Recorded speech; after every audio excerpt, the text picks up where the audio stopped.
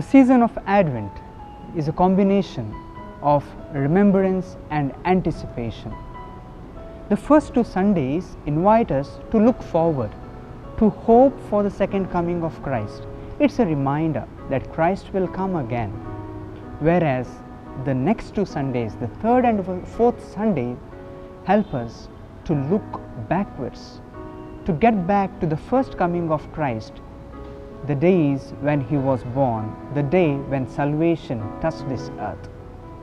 And especially as we are in the third Sunday of Advent, it's known as the Gaudete Sunday, a Sunday to be more and more joyful.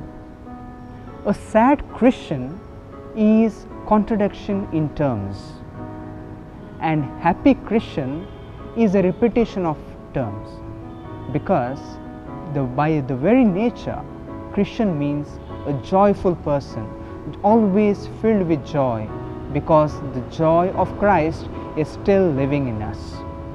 Today's second reading, the letter to the Philippians, it's St. Paul saying us to all the Christians that we need to rejoice. We need to put all our anxiety away, because the joy of the Lord is in our hearts. Secondly, we hear in the first reading from the book of Zephaniah that the people of Israel are called to rejoice in the Lord, because Lord is a fighting warrior for these people of Israel. And in the Gospel, we hear people come to John the Baptist asking, "What shall we do?" And John the Baptizer is just guiding them to calling them for repentance. Repentance is not a sorrowful thing. Repentance should be a joyful thing, because as a child is going to its parent, it's indeed a joyful event. So too for us, we are going to a heavenly parent. Going back to God is a joyful thing. And therefore, as God is holy, we need to be holy.